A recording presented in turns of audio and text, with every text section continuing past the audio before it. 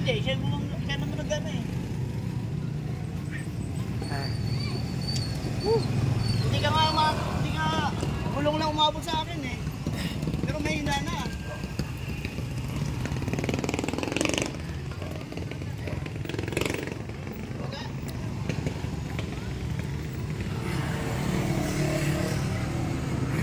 Wala kuya, ang layo na kailangan mo bumalik. Aksidente ako, bro. Aksidente ako.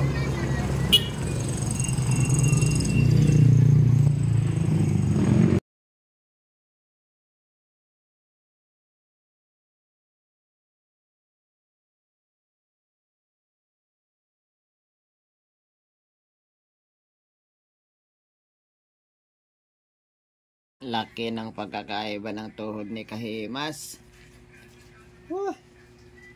Napakasarap naman.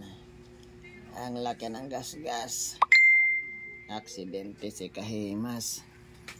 Ay nako. Ito ay merong maliit na bugbog na nakita dito sa labas, pero ang bugbog nito ay buong ito hanggang dito. Hanggang dito. Yan ang masakit. Ay, nagpapahinog ngayon si Kahimas dahil sa sobrang aksidente ito. Semplang. Ayan po. Ito po si Kahimas. Salamat po sa Diyos. Mayroong pagkakataon na binigay sa akin. Grabe, semplang po kanina. Tumigil sa gitna yung isang single. Paano kayang gagawin mo doon? Ay, naku po, hindi banggain. Pagka nilihisan mo, may mababanggang iba. Pagka naman tinigil mo, sisimplang ka pa rin. Ayun, simplang. Ang kaso, wala raw siyang pananagutan. Kasi una, hindi rin daw siya magko-complain. Wala naman daw nasira sa motor niya. Ang nasira sa motor ko ay side mirror at saka yung loob ng headlight na basag. Ayan. At saka medyo matagal lang na-start, pero umi-start pa rin naman. Siyempre, masakit sa puso. Masakit sa puso kapag ka ikaw ay na-aksidente. Nag-alala rin si Mrs. Kahimas sa akin. Dahil sa, siyempre, malayo-layo yung aking pinagka-aksidentehan. Ayan po. Ayan. Ayan po yung sa paa. Ayan ang gasgas. Tapos itong tumaba na ito ay bugbog. Napakasakit po niyan. Oh, ayan. Mas masakit po siyang igalaw kaysa dito. Ito medyo madali igalaw kasi gas-gas lang. Gas-gas lang, nabalatan po. Ayan, oh, nabalatan. Pero ito pong bugbog. Ganon po pala, mas masakit. Ito, sakit. Ayan. Ibang klase. Nakakapagbuntong hininga. Ang ginagawa ko po ngayon, remedyo, imbis na hot compress, ay ito pong hair dryer. Ito na lang po muna pinag-first aid ko. Nakainom na rin po ako ng gamot. At sa pananaw ko ay makakiginhawa na ako dun sa nangyari sa akin. Pero ito, napakasakit. Meron pa nga po pala. Meron pa po. Gas-gas din ako sa braso. Ito po. Gas-gas ko sa braso. Tamang-tamang magana nga po. Ayan o. Ayan. Magana siya. Sakit po ng pagkatama niyan.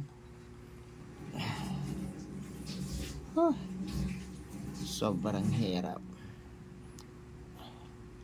Kung nagdadahan-dahan ka, ay mabubunggo ka naman sa likod. Kung ikaw naman ay nagmamabilis, bigla namang susulpot. Tapos buti sana kung dire-diretso. Tumigil sa gitna. Sumakit ang ulo ko.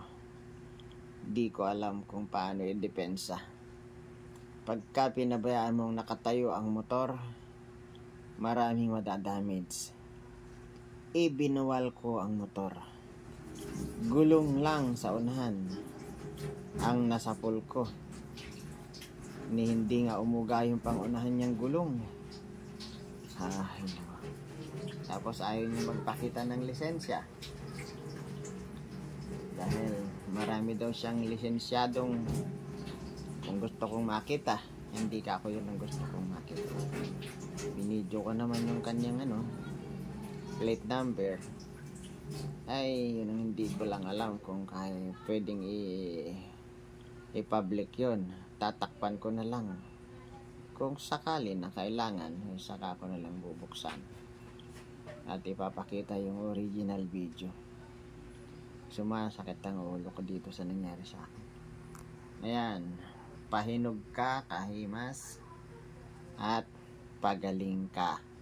Payo ni Kahimas. Bye-bye po.